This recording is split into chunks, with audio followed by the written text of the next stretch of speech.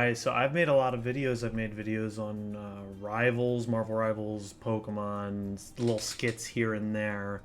I've done a lot of stuff, but one of the games I play plenty of, and it wouldn't be that hard to make videos about, is Bloons. I love the strategy of Bloons. I've always been kind of a tower defense guy every now and then. I used to play this in the computer lab at the Boys and Girls Club of America. It used to be fun. I would play Balloon Tower Defense 5 on NinjaKiwi.com, and you could go to Cool Math Games and play some of the earlier ones, BTD 1 through 3. It would be fun stuff. But when I started playing 6 for the first time, one of my favorite towers was the Dragon Breath, and this was at a time where people ranked Dragon's Breath pretty highly. I would even see people make their little chimps tier list, hardest mode, no cash making allowed, yada yada. And a bunch of people that are really good at chimps make this tier list of how useful each path is. The Fire Wizard used to be real high up there because of Dragon Breath and Summon Phoenix. Look where he is now. Look where he is now. He's so low. And I know he got nerfed like a while back, and he got this little nerf. But it really was, honestly, only kind of a little nerf, and I still think he's really good at his job for his price, especially Dragon Breath. I don't even agree that Summon Phoenix is the best one there. Although, I mean, I guess on some maps when there's a lot of obstacles and the range sucks, Summon Phoenix can be useful. But even then, I think Summon Phoenix has still got more utility than where it is ranked. Because there are a lot of towers that need way more support that are above it. For instance, bottom Gunner is in A-, and I think at one point they even had it in A. And it doesn't even hit lead, dude. You always need to alk it, and then it's still inconsistent. And the save up is awful for that 5th tier. Well, I mean, I get it that once you get that 5th tier, it's crazy. I don't know. But to show that Dragon's Breath is great, and that a few of these paths that I'll be using today, to show that they're great and a little bit underrated, I'll be playing with them. I know this isn't that hard of a map. I'm just playing on Dark Castle chimps here. It's not that hard of a map, but it'll prove my point a little bit. It's still not baby easy map. It's like a 7.5 out of 10. My best accomplishment myself is I've expert chimped a few maps. The hardest of those being Ouch. I've done Ouch.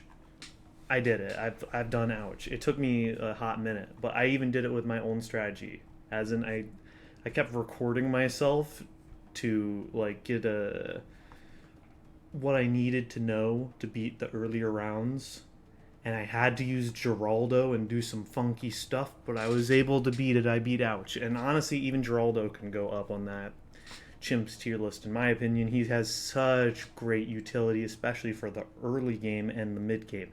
And I think the early, the mid, and the very late are the hardest parts of the game. The easy rounds are kind of like that, like 40 through 80s. I think those are when you have so much freedom that it's easy. And Dragon's Breath is a great tower before then, and so is the Sentry Engineer. So we're going to be going crazy with both. I know I've already been ranting a lot, so let's start this. Now, I used to think there was only a few starts that worked on Dark Castle. A lot of people always do a Dart Monkey and a sub in fairly specific spots. But then I eventually found out you can totally get away with Engineer Wizard. You just have to place them kind of weirdly. What matters most is round 7. So 6 is going to go by easy. But there's always a chance you lose on round 7 if the wizard doesn't make a specific diagonal shot. But I like the Engineer Wizard start a lot more because I like what we'll be building towards more. I wouldn't really do much with that sub. I don't really like subs early and mid game that much. Not as much as some other people. See, I didn't get it there. I have to retry. I need to make that green balloon shot. So I don't get it literally every time, but most of the time I first try it or second try it. And then if you get the engineer and wizard placement right, then you can just get going and it shouldn't be too hard. So let's try that again. I might embarrass myself. I usually get it first try, but if the wizard makes this shot, it's on 2 green balloons. It's right after this green balloon. Let's see if you get the shot. Get the diagonal. Boom! He got it. I'm going to win this round now. Okay, we're good. So now we just have to wait. My money's at 198. And I'm going to show you some wizard mastery. I am ranting, bro. Okay. So I got my dart monkey up. I'm going to put him on strong. This dart monkey is just going to help me cruise to another path I think is underrated just because of how great it is in the really, really early game. Honestly, in the early game of balloons, typically, like, quantity actually is better than quality sometimes. Just going for some of these early upgrades on certain towers just makes you have to spend so much money constantly. Sometimes you just put more towers down, like more darts or more whatever, just to survive for a little while. And I think the sentry path embodies that so well, because once you start getting sentries, there's just so many individual shooters popping layers to make sure none of these early rounds really get you. Have one balloon sneak by. So now that I have these 2 dart monkeys up, round 10's easy, and I should be able to get sentry gun. And then I can get up to sprockets, which is a ridiculously great early game upgrade for survival. And when I get up sprockets, I can finally get my hero up. Silas is a bit expensive. He requires you to have a fairly strong early tower to set him up. And sprockets is going to be perfect for that. So now at this point, now that I have those dart monkeys up, I have my wizard going, I got my engineer upgraded a little bit. I'm just going to have to keep upgrading him to sprockets. That attack speed buff. It's delicious. It's nutritious. You love a good attack speed buff on my engineer. Alright. I'm not the best ballooner in the whole wide world, but I'm not the worst either. Some people panic when they have to play chimps on an easy map. It's a little sad. Okay, I need to get sprockets up because these pink balloons are really gonna rush. Ooh. Round 15. You know, when I used to just be super hyper casual and not try some of the harder runs, I never gave 15 its respect, its dues. 15 is when they first start sending pinks at you, and those suckers are fast. As we all know, the pink balloons should be pretty fast. Yay. Okay. But we have my sentries up. Wow. I just got good news. W. That's unrelated to this, though. Whew. I'm gonna have to check that out later. Anyways. I'm still saving up for Silas. Let me fast forward this. I'm sorry, guys. Sprockets is gonna be perfectly fine. I don't know why I wasn't already speeding up. Now I need to buy Silas before the round's over, so he can just get a nice level up. I like to put him in this corner because he can sit in the water, and I'm not going to be building much in the water this run, so he can just sit back, and he has a high range already, and he already covers camo, and he already actually even technically covers lead, and now we can start finally getting our wizard boy up. Unfortunately, I do love the wizard and think he is underrated, but it would be a fool's errand to act like his early game's great. I mean, there's a reason I went for the engineer with his sentries first. But his early-ish, mid-ish game is really strong. His hyper early game's weak, but his early game is strong. I don't know.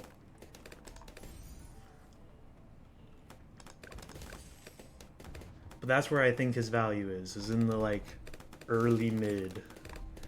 The points where Dragon Breath feels nice and OP and great cleaner. Okay. Especially for its price. Okay, so now we're on round 25. I'm just going to make sure my engineer guy is on strong on specifically this round because purples are coming. I just want to make sure each of the purple layers get popped. Right. Yeah, we're good. Actually, I could even just keep him on strong. It doesn't really matter. These guys all together should live. Nice and cold. Send him back to first for now, though.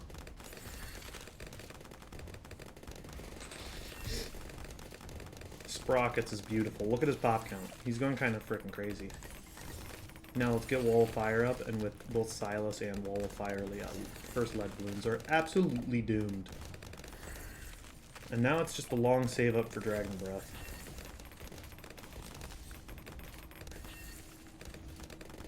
Oh yeah, I will get Sentry Expert too, just for the Moab damage it'll provide.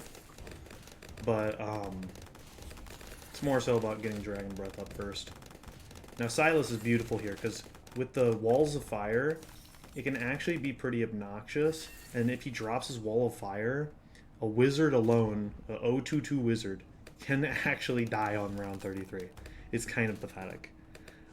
Wall of Fire definitely isn't what it used to be, but I still think Dragon Breath is good. Wall of Fire, I have also been made aware that it's been nerfed several times throughout its tenure. You know, certain paths that I love, like Bottom Boomerang and Top Alchemist, they just get to be OP for forever, but, you know, when the Wizard's good, we can't have that. I don't really get some of the nerfs they've done. I actually wish Dragon Breath was as powerful as it used to be, like in 20 patches ago. But now we have Dragon Breath up, I can fast forward and he'll be melting. Nothing's gonna come even close to getting out now.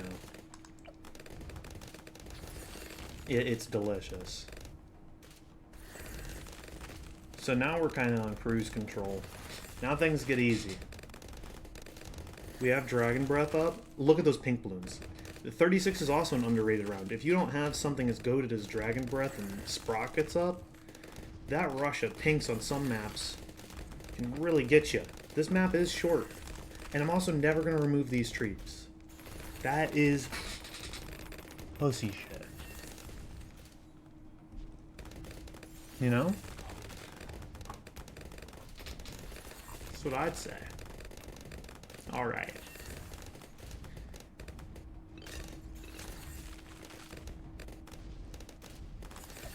Oh, I'm on round 39, so let's get this done. I need to get Deconstruction, Sentry Expert, and you get just enough little bits of money. I can throw in a Moab Mauler for the first Moab at round 40. Just a little additional help. I used to always cross path from top, but I heard that Frag Bomb's got a big buff with Moab Mauler as a cross path, and it has been pretty good. So now I got all these up. Look how many laser cannons are up. They do the most Moab damage. Yeah, this Moab's screwed. Ooh, ooh, ooh, ooh, ooh, ooh, pops. See how delicious that was? For a first Moab? I mean, this still is a decently short map, bro. I know it's not that crazy, but I don't know. I think people are sleeping on Dragon Breath. He's already caught up to being the highest. For right now. I mean, here's the thing. I'm saying Dragon Breath is great. And as a mid-game stepping stone, I do understand that sometimes Summon Phoenix and going farther with it, it's not really worth the cost. But he's done enough for me to like what he's done for me. And now I can continue to use other OP things. Alright. Now I'm going to need a village up, because round 45 is going to have camo purples. Right now, camo purples would slaughter me, and now they won't, because now my sentry and cannon can hit them. And also this boomer. How? Now, I personally think that Moab Press is actually somehow also underrated, because I think Moab Press should be in that highest tier of that Chimp's tier list, to be honest, or at least in that S-. Like, are you really going to tell me Permaspike's better than Moab Press overall? No, Moab Press is one of the best utility support attackers for Moabs in general. Combines with Moab Glue crazy. Combines with Moab Press crazy. I mean, with Moab Shove crazy too. Like, no, this path is disgusting and great. Disgustingly effective. And they have crazy range, and they can get primary boosted. They already handle lead. You just need to give them camo coverage. That's so easy. That's so easy.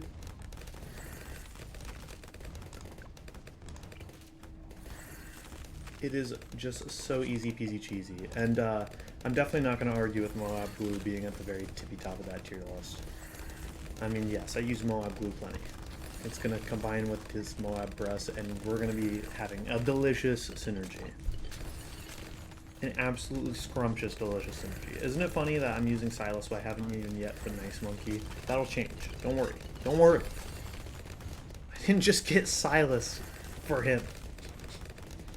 We'll be taking advantage of him in a little bit. He's already done some good work helping in the early game. Just slow things down. And pop through a lead layer or two. That's why you gotta love Silas. Love these ice pillars. So good on a map like this, too. Okay. Oh my gosh, I didn't even notice that. That was the round that has more Moabs, and they got deleted. They're nothing. Pathetic. Patooey. Let me get my primary mentoring up. Don't save me a teeny weeny bit of money on my first upgrades for some of the other primary powers I will be putting around. And also increase the range, because that's cool. Alright, now let's get up a bottom ice. And I know, technically, middle cross pathing is so much more effective if you can get him camo and lead. Where am I going to get him lead? Not consistently. Am I going to alk boost a bottom ice inconsistently? No, I'll just get cold snap. 204 over here. Ay. Alright, what am I putting up next? I mean, this is already so juicy. Look how easy this round is. Like, this is nothing.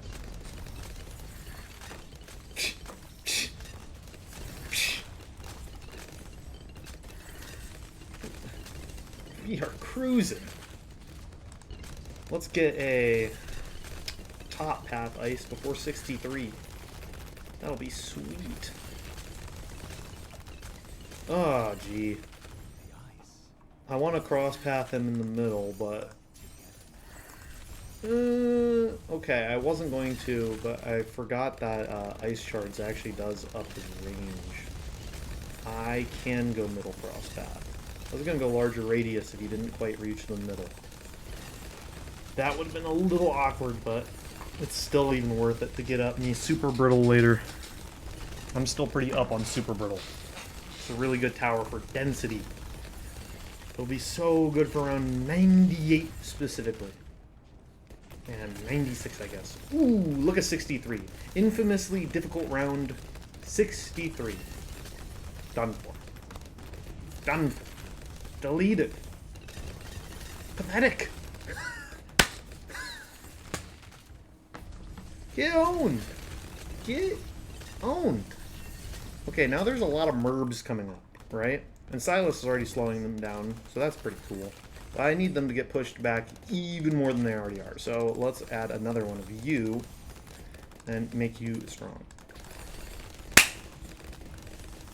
Alright. The balloons are screwed. What are they going to do? Now you can just wait. Cruise control. We're going to want to save up for something strong, a 5th tier. Because when it comes to the late game, the 90s and whatnot, that's when it gets a little risque to be constantly using just 4th tiers. Even though it can still work. I know people have done it. Like I know I'm not ever going to be the most correct player of this game. I'm like a semi-casual, semi-tryhard. Leaning more towards casual. I use what I like. Oh, look at the way the Moab Press pushed back those fortified merbs. It's delicious. It's delicious. I still love the Moab Press so much.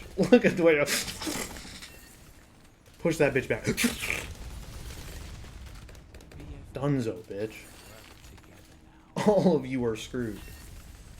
All of these stupid blimps. They're smashed. They're deleted.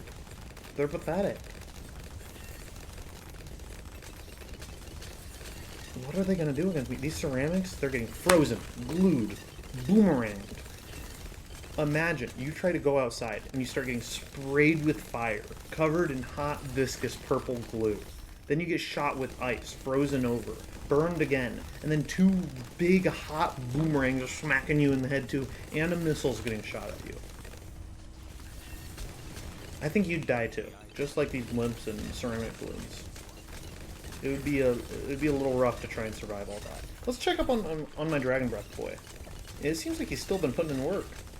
You know, I bought you a billion years ago, and you've been doing great, even though, honestly, not that much, as you've been touching your fire pile. Like, come on. Stop sleeping on my boy Dragon Breath. He's the joke. Well, nah, these guys are the joke. Although they actually haven't even still caught up to Dragon Breath, even though they have way better range and are getting boosted by this village. I mean, heck, I could have also used this opportunity to show off the Archmage. I would have paired the Archmage with an absolute 0. Yes, I could have done that. I could have done that. You know what? I still can. What am I talking about? Because I know that I could do the end game of making him Icicle Impale, him Super Brittle, and then I just get something for the bad. And I'll show you what I do just to get something for the bad. But, you know what? I could,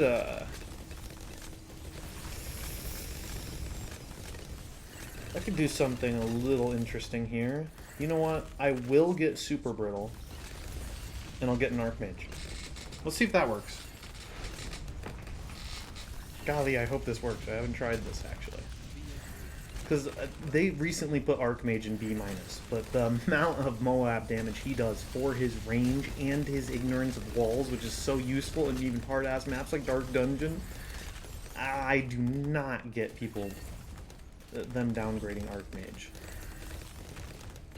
I think that is tomfoolery. Oh my gosh, 78, that was the crazy 50 ceramic clump. And it got deleted because Super Brittle's still pretty goated. Okay. Let's put my wizard boy down.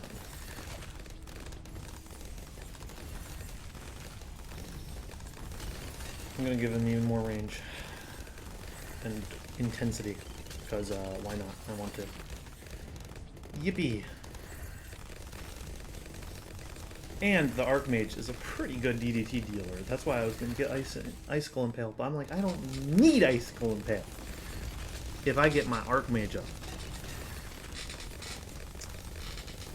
Being good against DDTs, that's good niche when you're already a great main DPS. Especially for its price. I think it is a solid 5th tier price. So I'll fight for the credit of the Archmage. The Archmage is my guy.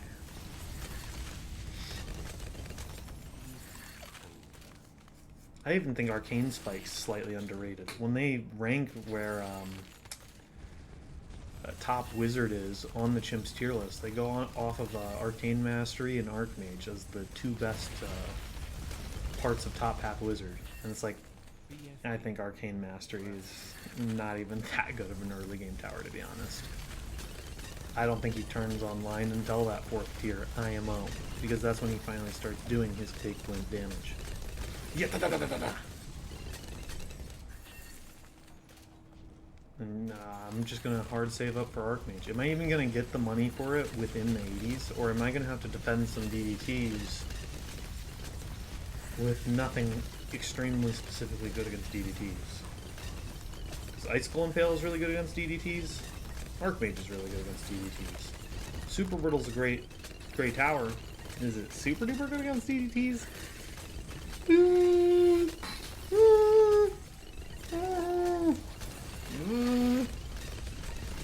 I don't know, man. I don't know. I don't know. I don't know.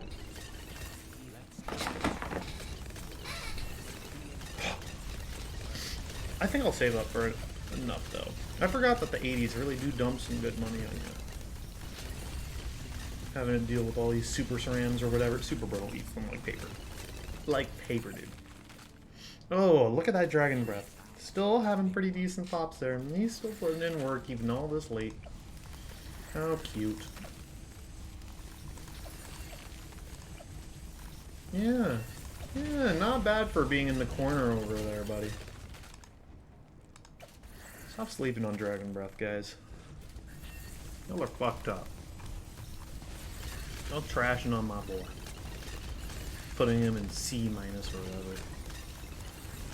Disgusting. Disgusting. I even saw Chom Chom. I know he's a very, very good player, and I think he even contributes to that Chimps tier list. And he's a YouTuber that shows off a lot of strats. I saw him beat quad mostly using Phoenixes. That was kind of impressive. Wouldn't be quite my quad strategy, even though I love this guy. I'd even rather start setting up a bunch of Dragon Breaths to help me through the mid game and then focus on using something else. But you know what, he did work, and it was actually a great save up. Okay, we're on 89. I might barely afford the Archmage before 90. That'd be kind of cool. Let's get it. Let's get it. Ooh, ooh. Come on. Give me enough money. Okay, I'll use Silas's ability on the DDTs. Oh, I got it! Le Archmage! Watch these DDTs just pop instantly. Boom. You can't handle the Archmage.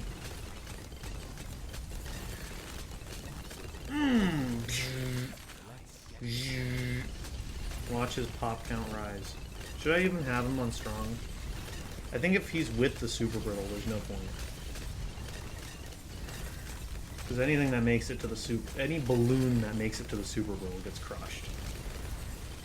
I sometimes put him on strong because he does way more damage against Moabs than he does when he's just shooting at super shrines, but I don't want him letting anything kind of slippy.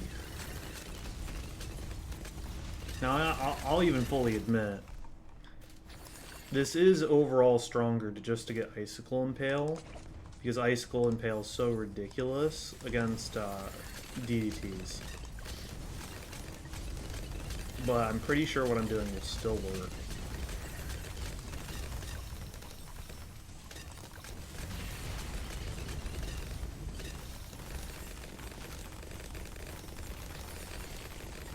I think I want to put up one more Moab Brass.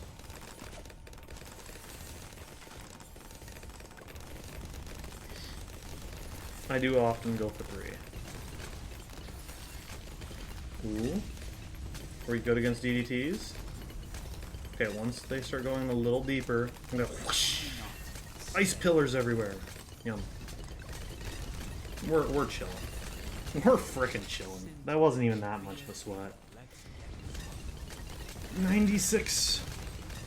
What do you got for us? Oh my gosh, things are just eviscerating.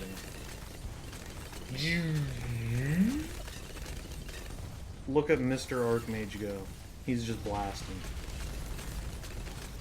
Showed up, started blasting. Absolutely disgusting. I would have saved even more money if I did the Icicle Impale thing, but I just like seeing the Archmage go. He's just kind of cool. Can I just say that? He's just kind of cool. So Super Brittle. He's a Yeti. He's a badass Yeti. I love Super Brittle. It has a cool design. Super Brittle's my guy. Okay, this is 98. This is big test. I want to put this up here. The Spike Storms are for the bad. Okay, I'm going to use the Ice Pillars at a certain point. Now Super Brittle's doing that big boy density damage. It's so nice. And he's what makes this practically easy. Oh my gosh, this is 98. This is where they send everything at you. They send so much. And this was such a tight little hole. I didn't even let them get that far, bro. It is disgusting. Oh yeah, and then the fortified DDTs are their own test. 99 can be a rough, but we're good. And I just have these 2 spike storms. So we're set up. We're set up for the bad. And this is, I mean, this isn't the very hardest expert map. In fact, it's arguably the easiest. Although I think Infernal and Flooded Valley really aren't that bad either. But here we are. Use my 2 Spike Storm abilities. And there we go. I black bordered an expert map still. On chimps. And the Dragon's Breath was a beautiful stepping stone, an underrated one. And so was my Archmage. And just to be on this wizard theme, I guess my Insta-Monkey is also a wizard. Wow. How neat. How cool.